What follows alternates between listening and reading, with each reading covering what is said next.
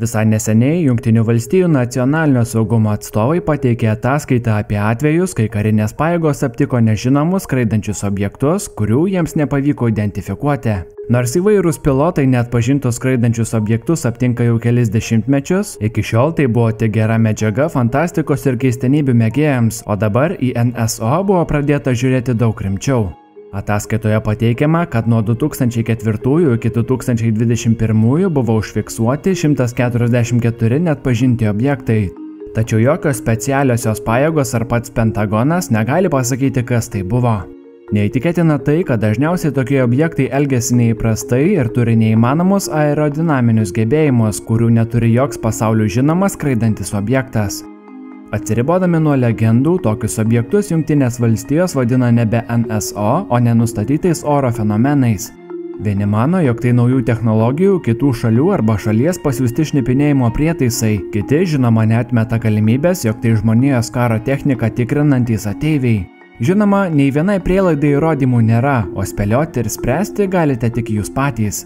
Pažvelkime į pačius įdomiausius ir iki šiol neatpažintus, bet per visą istoriją užfiksuotus skraidančius objektus, kurie kelia daugiau klausimų nei suteikia atsakymų.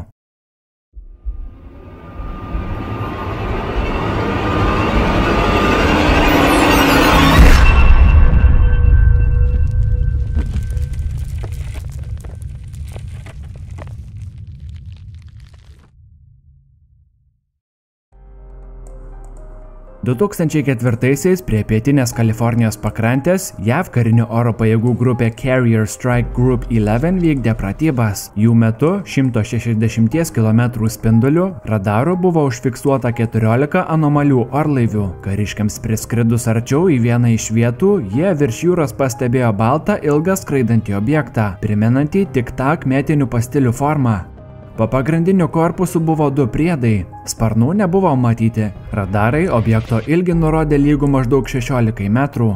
Pasak kariškių, objektas judėjo nepastoviai ir greitai, kaip stalo teniso kamuoliukas.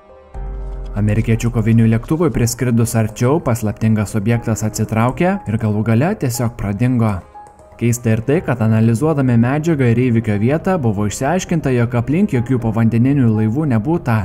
Prietaisai nurodė, kad neatpažintas objektas judėjo 453 835 km/h greičiu, su nematyta akceleracijos jėga, kurios joks žmogus nesugebėtų atlaikyti. Ir tai tikrai buvo patvirtintas kaip realus fizinis objektas. Jį patvirtino 3 itin sudėtingos radarų sistemos. Skeptikai sako, kad tai paprasčiausias kameros atspindys, tačiau ten buvę kariškiai teigia, matė tai savo akimis.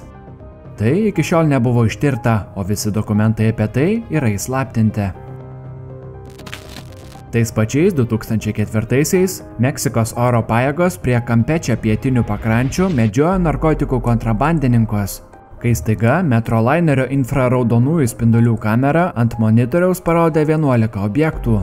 Šio tipo kamera nerodė tikslių skraidančiųjų kontūrų, todėl buvo sunku sužinoti, kaip jie atrodė. Lėktuvas pasiekė šiuos objektus, o jie iš visų pusių trumpam apsupo meksikiečių lainerį ir greitai dingo. Skeptikai mano, kad tai galėjo būti elektros blikstės, kamuoliniai žaibai ar plazmos kibirkštys. Mat netoliese klesti Meksikos naftos pramonė, o aplink pilna natūralių dujų. Bet kaip ten buvo iš tiesų, sunku pasakyti. 2017-aisiais buvo deklasifikuota slapta medžiaga iš 2014 ir 2015 vykusių pratybų. Rytuose nuo Virginijos iki Floridos 6 patyrę pilotai ir ginklų sistemos operatoriai susidūrė su keletą neatpažintų skraidančių objektų.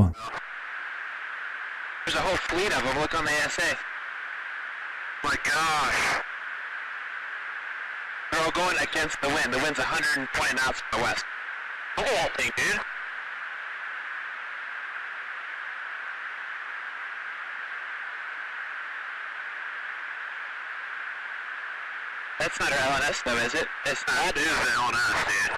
Well, if there's like... Look at that thing! It's rotating. Per ištisus mėnesius vykdytų pratybų misijų, pilotai ne tik aptiko keistų objektų, bet ir vos su jais nesusidūrė. Tai liudija privalomos surašytos ataskaitos, neva pilotų gyvybei buvo iškilęs pavojus, kai neatpažinti objektai buvo priskridę labai arti jų kovinių lėktuvų. Skirtingai nei kiti anksčiau minėti objektai, šie atrodė kaip kubai, tačiau taip pat darė keistus manevrus, neturėjo jokių sparnų, uodegos ar matomų variklių. Jie atliko staigius sustojimus ir posūkius, kurių joks žmogus neišgyventų.